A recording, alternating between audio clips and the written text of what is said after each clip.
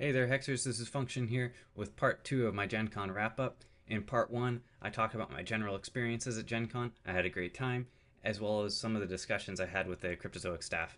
And I learned a whole lot, and it was just great talking to those guys. They're really down to earth. They're super passionate about the game, and I'm just really excited to be playing it. In this one, speaking of excited to be playing it, I'm going to be talking about my impressions with the Hex League, finally getting my hands on the game, and my initial thoughts about it. But before I get into that, I want to make a quick announcement that I'm going to be teaming up with the hexvault.com website, and we're going to be working together to provide the best possible content we can for Hex. So I'm definitely excited there as well, and definitely check out the website because there's some awesome stuff going on. There's a bunch of giveaways, and we're going to be putting together some great stuff. Anyways, let's move on to this. Finally getting to play the game. It was great. We stood around waiting in line. They were having some technical difficulties, so it took them a little while to get the server up. But once they finally did, oh boy, the game was a lot of fun to play. It was really clean, really smooth. There wasn't a whole lot of latency or lag in the UI itself. Everything was pretty fluid there. You hit spacebar to pass priority, and that made things go pretty quick. Granted, there were a couple times where it seemed like it was passing priority when you didn't want it to, or some other bugs like that. But more or less, the client was just really smooth and really easy to work with. There was one kind of thing I was hoping that they do is over here kind of on the side of the screen, whenever you played a card, it would kind of pop over and it would show both players what was about to happen, but it wasn't really elaborate on explaining things. So maybe if you played a card with a triggered ability, it would pop over there and it wasn't really clear if it was, the ability was triggering or you were playing another copy of the card. All they have to really do is put some text in there that says like, so and so has played an awesome card. Do you wish to counterspell it or something like that, And then, of course, function messes up and doesn't counterspell it. As far as the Hex League goes, it definitely felt like the Inspire deck was the strongest one within the little meta that they had. Legionnaire of Gawain was an absolute beating. I don't think I saw a single game where somebody played Legionnaire and then lost. I'm sure it probably happened at some point, but honestly, like that card on its own just won games. In most cases, actually pretty much in all cases, there were very few troops that it would not kill. So there were a couple, maybe 4 defense troops, and even then, sometimes it would kill them. It would sweep down all their weak troops, and all of a sudden you usually would have a team of your own ready to attack, and your opponent didn't have any blockers. Not to mention the Legionnaire did a whole bunch of damage to your opponent. It's also usually like a 7/7 or something itself, sometimes even with speed. I think there was a game I was playing against one of the Hex TCG pro guys. I was at full life before we played it. He finally got one down and swung for something like 28 damage that turn. And I obviously had no blockers because Legionnaire was inspired like 5 times and blew all my stuff up, which kind of sucked. But yeah, the Inspire deck was definitely, I would say, the strongest one. A lot of people were playing the Ruby aggro deck because it was also very strong.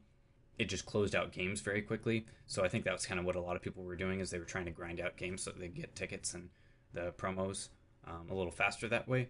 And because the Ruby aggro deck, if you just went head to head, it was pretty obvious who was going to win by turn 3. So you would just play a quick game, get back in line. I think a lot of people might have been intimidated by the line too, but it was crazy. It was actually going really fast once they worked out all the kinks. I think the line almost wrapped around the entire booth, which was kind of cool considering that, like, Paizo games or Fantasy Flight games had lines that wrapped around their booths, but so did the Hex League, which I thought was really cool.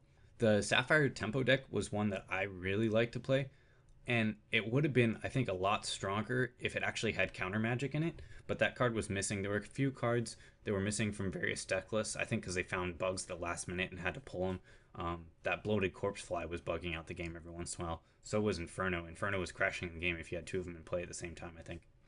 But the Sapphire deck would have definitely been a lot stronger against the Inspire deck if it had counter magic, because then you'd be able to stop their Legionnaire.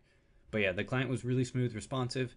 There were definitely quite a few bugs, but it was actually really reassuring to see that on Thursday there were so many bugs, and by the time they got everything back up and running on Friday, a huge portion of those bugs were gone. Like, we're talking probably like 75% of them were just gone overnight. Those guys put in a whole bunch of work, burning the midnight oil and getting that done. One thing I wanted to talk about that I noticed, and actually didn't really click in my head until the very last day when we played the artifact deck against each other a whole bunch of times, which actually wasn't all that exciting because the artifact decks didn't really interact with one another all that much. They each kind of did their own thing until one of them won. But what I was going to say is it definitely kind of operated on a different level than the other decks. Like, the other decks were all about smashing face and getting in there for damage.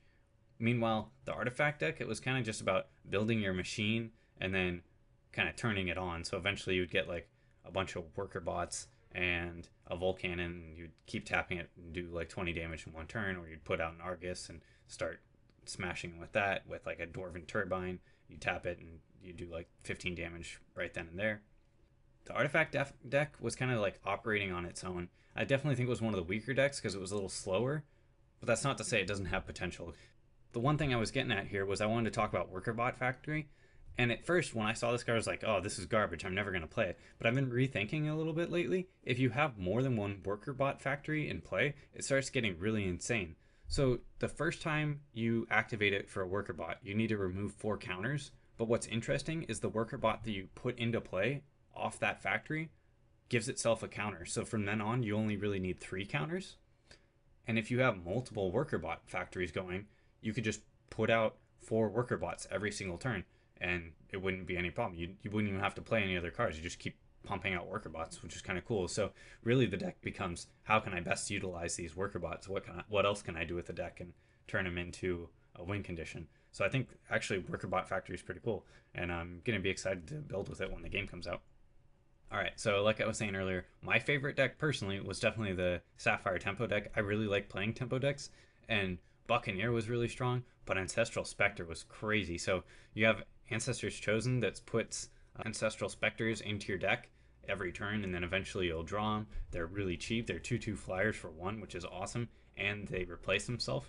It's not really a cantrip per se. Really what it is, it's an added ability to the card you would have drawn anyways. So say the top card of your deck was a resource, but instead there was an Ancestral Spectre on top of it. Well, that's great. Or you just got a resource which otherwise might not have done anything, but instead it also puts a 2/2 into play, which is pretty awesome.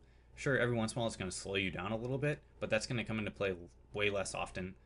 Anyhow, that deck was a lot of fun. It definitely was very strong, but it was missing counter magic, which was probably make or break for the deck. If it had counter magic, it would have had many more strong draws. Alright, so final part is my thoughts and thanks. I had a really great time at Gen Con. I'm so glad I can make it, and for that I have to really thank Colin. Him giving me the opportunity to make it there was a really big deal to me. I had such a great time, and I won't ever forget it. I have a couple of these Portentio of Avon Shadow Knife Troubadour mercs. I think I have 2 that I can give away, and I'm going to be probably doing a giveaway in another couple of weeks. I think what I'm probably going to aim for is once I hit a certain subscription level, I'll give both of them away maybe. So definitely help me get subscribers in the meantime until I exactly figure out what the contest is going to be, but we'll see. Anyhow, like I was saying, subscribe to the channel if you liked what you're seeing, and if you do, definitely click the like button as well. Visit the hexvault.com site. We're going to be working together to put out some great stuff, and there's a whole bunch of other people that are getting involved with the site, and there's some really exciting stuff that they have planned. Like, my videos I think are fun, but the stuff that the other guys have planned blows me out of the water, I feel like. Anyway, so stay tuned, less fail, more function.